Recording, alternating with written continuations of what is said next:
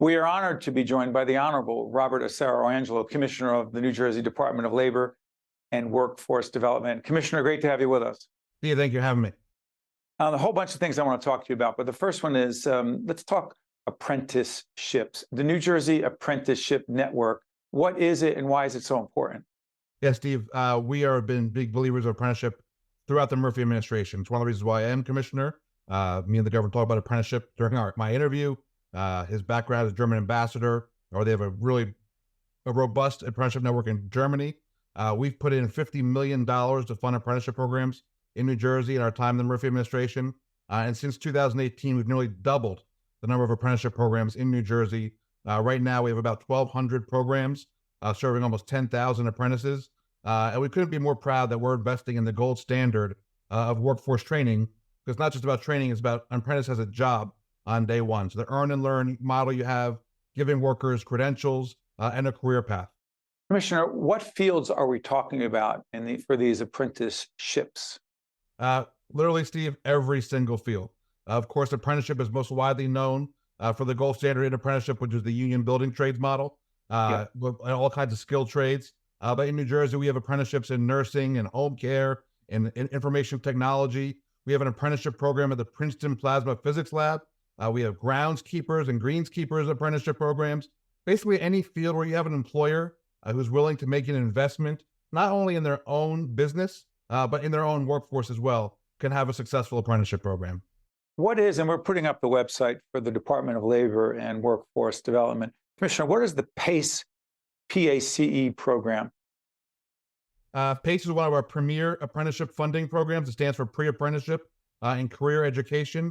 And it's important because it removes common barriers by linking participants to career preparedness training, but also providing funding for supportive services, transportation, childcare in certain instances. So often we hear, and I'm sure you do too, Steve, from employers, about workers that just have some barriers to taking a job, whether it be finding a way to get to work, or like I mentioned, childcare, or even some of the food assistance. So this program provides funding for the training, as well as to help workers overcome any barriers to take part in that training or that job.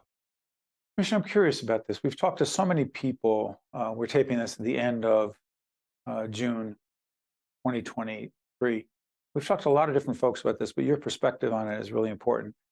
The labor force in New Jersey has changed in so many ways. But as it relates to COVID, the biggest impact on the New Jersey labor force is? The biggest impact, certainly during COVID, was on education and healthcare. But we've bounced back fully and then some here in New Jersey. So it's almost impossible for me to understand saying this, but it's almost like COVID is way in the rearview mirror when it comes to the job market in New Jersey. We're at 120%, 120% of the jobs we had pre-COVID are here in New Jersey right now. We are firing on all cylinders.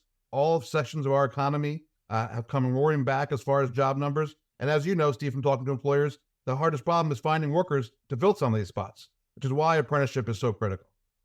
Okay, go back to that. So when people say it's really hard to find people to work, is it any different from your perspective, Commissioner, that question, that issue in New Jersey versus other states? Is there something unique about the New Jersey workforce or potential workforce, or lack of workforce, for businesses and organizations looking for talented people on their team? Listen, it's certainly a challenge across the country. I talked to my counterparts across all the states. Our labor force participation rate right here in New Jersey right now is the highest it's been in over a decade. Our percentage of employed workers to workers in general is the highest it's been since 2008. So it's more about New Jersey. We are lucky to have such a highly educated workforce, a highly diverse workforce, the best schools in the country, which is why employers come here. Employers follow the workers, and the workers want to be in New Jersey. There's never been a better time to be a worker. Shift gears. Let's talk protecting the rights of temporary workers. Who are we talking about, A, and what are the protections we're talking about? Great question, Steve. As of May 7th, temporary workers who work at temporary health service firms in New Jersey, widely considered known as like warehouse workers, but also other industries also where they just go to fill in temporary assignments when an employer might need them. As of May 7th, they had to get information when they're being dispatched about the job they're going to, who the actual employer is, what their rate of pay is going to be. It's really about transparency in that workforce. Because very often you hear about workers going in, just being either put in some van somewhere and not even knowing where they're going. And for our purposes at our department, they would bring forward wage claims. They wouldn't even know who their employer was or who they were working for or where they were working. So we're working to bring transparency and protections to this very vital workforce in New Jersey, where, as you know, transportation, logistics, and warehousing are a huge sector of our economy. You know, your department, the Department of Labor and Workforce Development, has a whole range of responsibilities. Yep. And regulates, if you will, as well. The drywall industry, what the heck is the abuse that I keep hearing about, and what is the role of your department in addressing and confronting that abuse? I'll answer that question, Stephen. And the reason why drywall, I think, is a focus is because basically almost every single construction project has that as part of it. And for whatever reason, over time, that seems to be a sector of construction sites that's become more and more rife for abuse. And it seems to have something to do with somebody getting a contract and then subcontracting to somebody else, and then subcontracting that to somebody else, and just layers upon layers. As you get more and further down the layers, there's less amount of money for the workers, or where you see lots of abuse. So one of our strategic enforcement initiatives, which means bring all of our forces to bear, working with other state departments, working smarter, not just based on complaints, is going after some of the drywall industries. And also, to be very clear, this isn't about just enforcement. This is about making sure that industries and employers who are doing the right thing by their workers don't have unfair competition from those who are exploiting their workers. So we've been very active in this field. So it's interesting, a few seconds left, people talk about, oh, government's over-regulating, they're in our way. You're talking about protecting workers. Absolutely, protecting workers and protecting businesses, whether it be about drywall or anything else. When employers are cutting corners and doing illegal things, they're hurting the mom and pop shops who are doing things the right way in New Jersey. Commissioner, I want to thank you so much for joining us. The incredibly important, timely, and pressing issues dealing with the labor and workforce universe. Thank you, Commissioner. Thank you, Steve.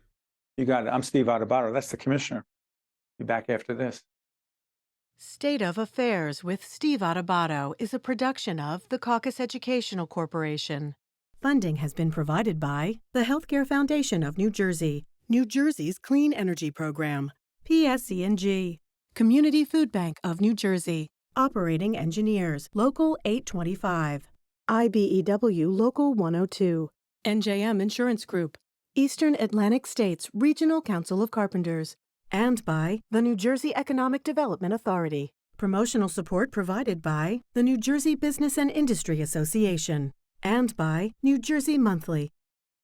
NJM Insurance Group has been serving New Jersey businesses for over a century. As part of the Garden State, we help companies keep their vehicles on the road, employees on the job, and projects on track. Working to protect employees from illness and injury, to keep goods and services moving across the state. We're proud to be part of New Jersey. NJM, we've got New Jersey covered.